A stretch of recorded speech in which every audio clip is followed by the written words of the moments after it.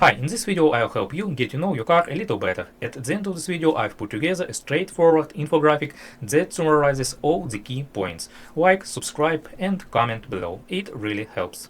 You know that little light that pops up on your dashboard? Yeah, that one. It's not just there to annoy you. It's a message. And today, we're going to decode a very specific signal from your Chevrolet, the P2715 code. But here's the thing. We're not going to treat this like a problem. We're going to treat it like a mystery that your car is asking us to solve together.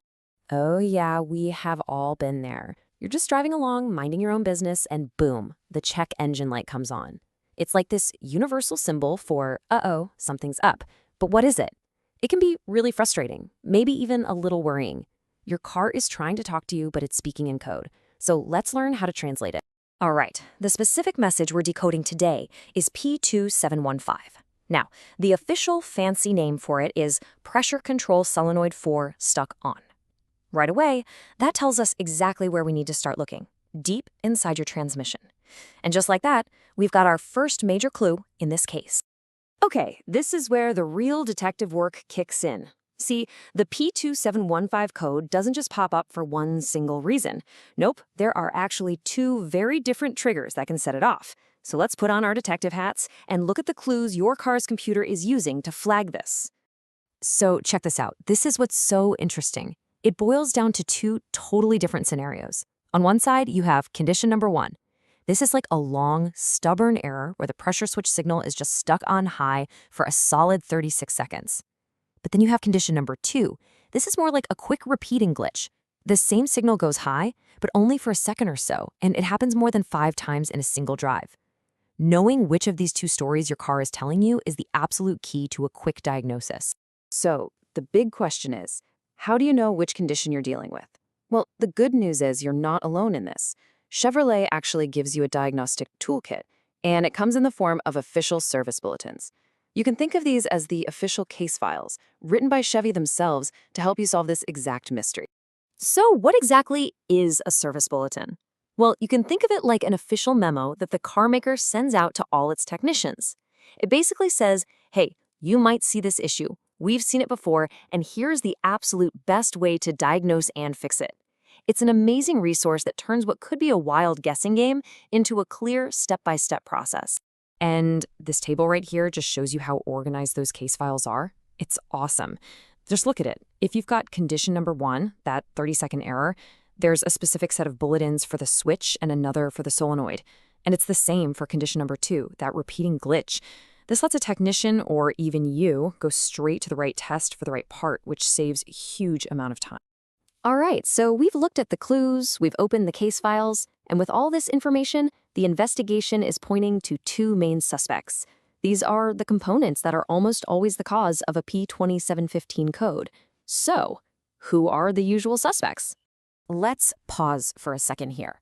Based on everything we've just talked about, the name of the code, the two conditions, and what the service bulletins focus on, what do you think? What are the two parts at the very heart of this issue? Okay, here we go. Our number one culprit is the clutch pressure control solenoid 4. I mean, it's right there in the code's name, right? Solenoid 4 stuck on. The simplest way to think about a solenoid is that it's a little computer-controlled gate inside your transmission. Its job is to open and close to manage fluid flow, which helps you shift gears. In our mystery, this is the main actor, and when it gets stuck on, it means that gate is stuck wide open when it's supposed to be shut.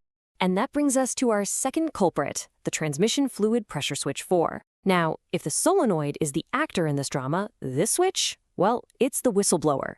Its whole job is to be a sensor that just watches that solenoid's gate. It reports back to the car's computer whether the gate is open or closed. So when it's sending that high signal, it's basically shouting, hey, the gate is stuck open. So the problem could be the solenoid, or it could be that the whistleblower itself is just sending a false report. So there you have it. You've got the clues, you've got the tools, and you've identified the suspects. The mystery is pretty much solved.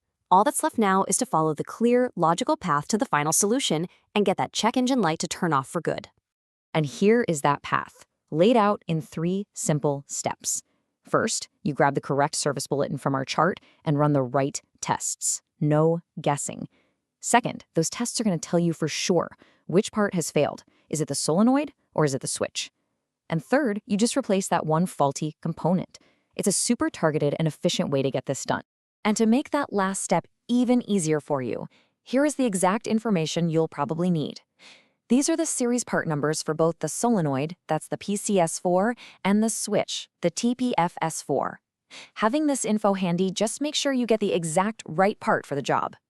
So let's wrap this all up. What started out as just a confusing, annoying warning light has turned into a puzzle that we now know how to solve. By following the clues, using the right tools, and narrowing down the suspects, we went from confused to clear. You've decoded the message, you found the culprit, and now you have a plan. You are in control. And that really leaves us with one final thought. We almost always see a check engine light as a problem, but what if we just shifted our perspective a little bit? What if that error code isn't the problem at all, but it's actually just the first clue, the very first step on the path to a solution? Something to think about, right?